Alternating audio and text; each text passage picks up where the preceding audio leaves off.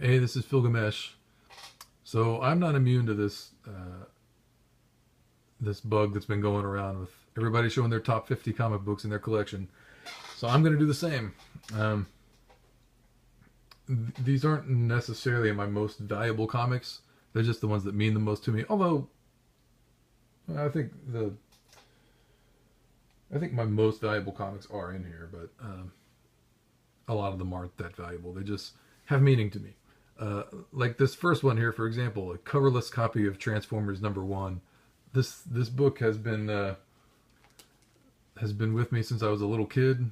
This is the first comic book series that I fell in love with and started to actually collect the entire series rather than just getting random books that parents or whoever would give me.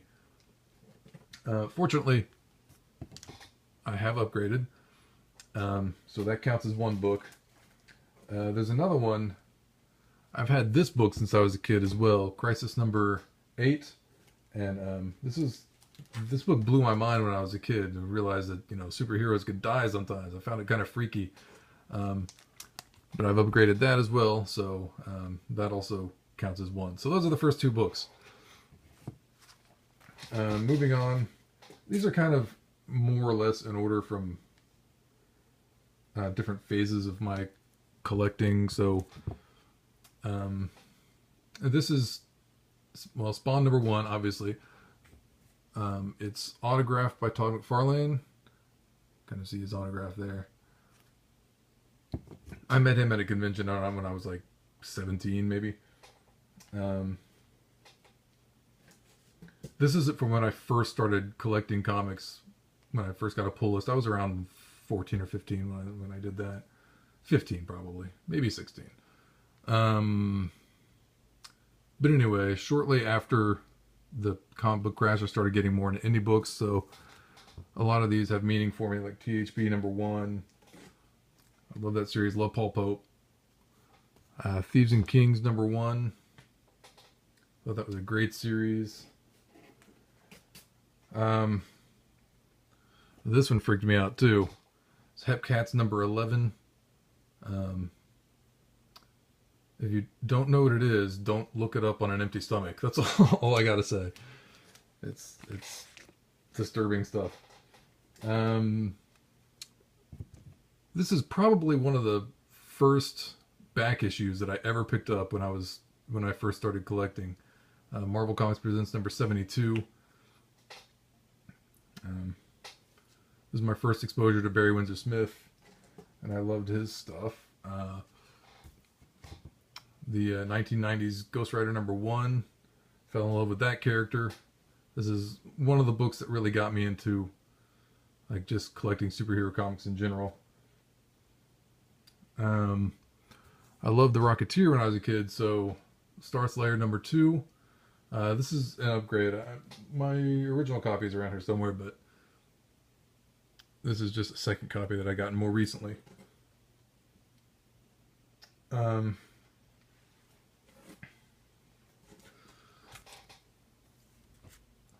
X-Men #21. First appearance of Hellboy. I got that when it first came out.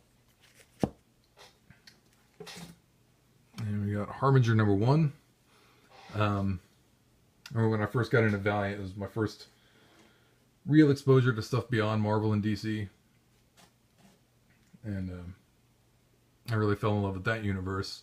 And going back and picking up all the Valiant books that I missed the first time around is what really got me back into hardcore collecting rather than just buying a few series that I was following or a few writers that I was following, which I did for most of the time between like 1995 to, well, really the last year. Let's see. Alias #1, first appearance of Jessica Jones. Got that back in the day. Neil Gaiman was one of those writers that I've been following all these years. So Sandman #8, first appearance of Death. Likewise, Alan Moore, Watchmen #1. This book blew my mind when I picked it up when I was like 18 or so. And a more recent acquisition, but I read his Swamp Thing stuff in trade. So Swamp Thing 21, well, Saga of the Swamp Thing 21. Alan Moore's reinvention of the character. Really fantastic job. The Walking Dead number 19, first appearance of Michonne. Probably one of the most valuable books that I have. So you can tell I'm not one of those guys who's got like a showcase number 4 sitting around, or a Hulk 181 or anything like that. I wish, but you know, maybe one day. Amazing Spider-Man 36, 9/11 tribute issue. Amazing Spider-Man 361. I'm getting into my Spider-Man run here. Well, my Spider-Man batch of books. First appearance of Carnage. I missed this when it first came out. Got the second print, and more recently was able to finally acquire a copy of the original, which I'd been looking for, but all the shops were sold out by the time I managed to get there. Amazing Spider-Man number 4, first appearance of Silk.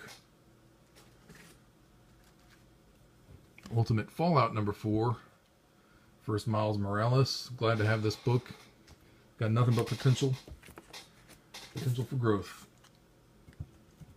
Amazing Spider-Man 238, first Hobgoblin.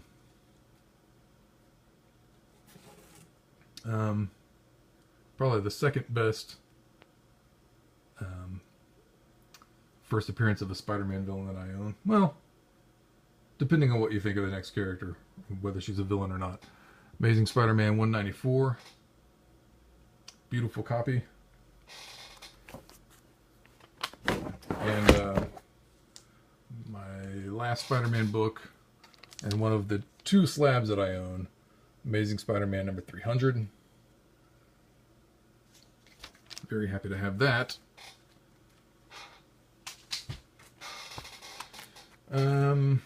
And just a bunch of Marvel premiere issues and first appearances and stuff. Marvel Premiere 47. Not the first appearance of Scott Lang, but the first time he becomes Ant-Man. Giant Size Fantastic Four, number 4, first appearance of Jamie Madrox, the Multiple Man. One of my favorite characters when I was a teenager. Discovered him through Peter David's run on X Factor and thought he was just awesome. Nick Fury, Agent of S.H.I.E.L.D. number 1. Classic Steranko. Beware the Claws of the Cat number 1. Bronze Age premiere issue.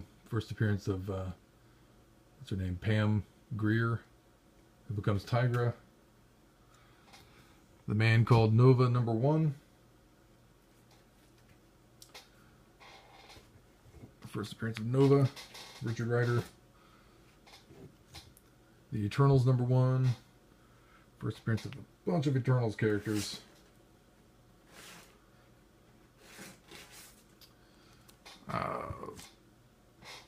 Ms. Marvel number 1, premiere issue of Ms. Marvel, another Bronze Age number 1, and the first time Carol Danvers becomes Ms. Marvel. And the first appearance of Carol Danvers, Marvel Superheroes number 13. Very low grade, but still happy to have it. I got this book off of Instagram. And actually the next 2 books are the reason they're in this list is because they're the first 2 books that I ever bought off of Instagram. So they kind of have meaning for me because of that. One is Marvel Spotlight number 32. It's very low grade. It's got this rip out of the cover here. But it was pretty cheap. I think it was like maybe $10, maybe 15. I don't remember, but it was pretty cheap. First appearance of Jessica Drew, Spider-Woman, and the other one was X Factor number 24. First full appearance of Archangel, a character that I really liked when I was a teenager, but I never had his first appearance before, so I was glad to get that off of Instagram. Okay.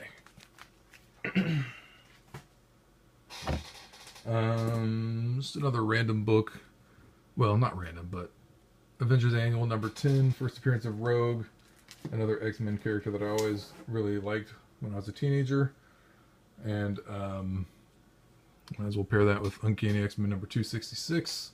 First appearance of Gambit. Because those 2 always seem to go together, especially since they're married these days. Another big character from the 90s. First appearance of Lobo, the Omega Man #3. And we're getting into DC. Some very late Silver Age. Doom Patrol #121. The death of the Doom Patrol. Let's see. Some earlier Silver Age. Aquaman #11. First appearance of Mira. Very low grade, but first appearance of Mira, so that's pretty cool. Aquaman #18. The marriage of Aquaman and Mira. Detective Comics #475. Probably my all-time favorite Joker cover. The first Joker fish. Teen Titans #12. Much more modern, but first appearance of the Batman Who Laughs. This next one is probably the single most valuable book that I own. Batman Adventures #12. First appearance of Harley Quinn. I also have the Batman Adventures Mad Love. The origin of Harley Quinn. And just picked this up at San Diego just this past year. J. Scott Campbell exclusive cover of Harley Quinn and the Joker and Ra's al Ghul with the Riddler in the background. I believe this is Batman #50.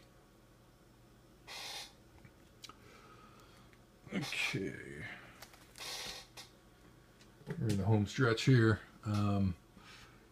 DC Comics presents #26. First appearance of the new Teen Titans. Cyborg, Raven, Starfire. This is probably one of my all-time favorite covers. Showcase presents #79. First appearance of Dolphin. Really love that cover. Before I forget, let me show my other slabbed book. Marvel 2-in-1 Annual #2. This is The Death of Thanos. Got this in a fairly high grade. It's 9.4. The Amazing Spider-Man was an 8.0. Amazing Spider-Man 300. Yeah, this is a great book. I really love this. Very happy to own that. Okay. A couple more books. Adventure Comics #300. This is the start of the run of the Legion of Superheroes. This is it's pretty low grade, but it's not too bad. It's much better than my Marvel Superheroes 13 or Aquaman #11. This is an interesting one. This is from, I forget exactly what time of year, but this is the oldest comic book in my collection. Not the oldest in that I got it before anything else, but it was published the earliest out of anything. This is from 1951. Terry TOONS what is it, 80? Yeah, 80. So that's, does that qualify as a Golden Age book, 1951? I think it does, but I'm not entirely sure. Maybe it depends on the actual size of the book, the physical dimensions, I mean. Anyway, that is 49 books, and the last book, I would be remiss if I didn't include this, because it's the first comic book that is my own work that I've published from Red 5 Comics. This was only available at San Diego this past year. I still have some, so I may make it available again in the near future. But this is the Vandals preview issue. It's just kind of an ash can with about 2/3 of the first issue of the series in black and white, although the series itself will be in color. And it's got some back matter. It's got some character sketches and stuff like that. So I'm very happy with this. I think it's awesome. I'm really glad that I I've actually managed to make a comic after many years of effort. It's finally starting to come to fruition. That makes me happy. Anyway, those are the top 50 comic books in my collection, and you know, hopefully over the next year or so I'll be able to have many more keys and big books that I can include in a follow-up video at some point, because that would be pretty cool. So anyway, I hope everybody's having a great time watching all these videos. I know I am.